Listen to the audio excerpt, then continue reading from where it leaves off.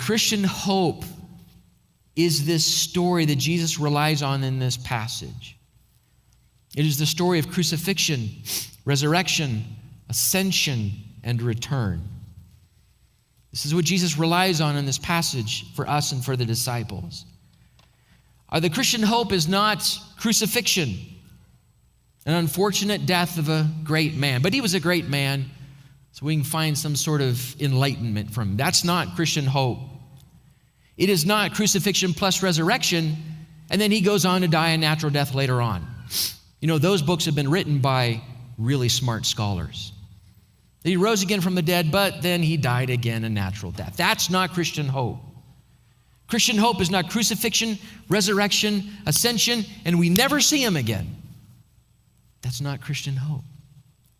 The Christian hope is he was crucified. He rose from the dead. He ascended into heaven, and he is our soon and coming King. He has won. He is coming back.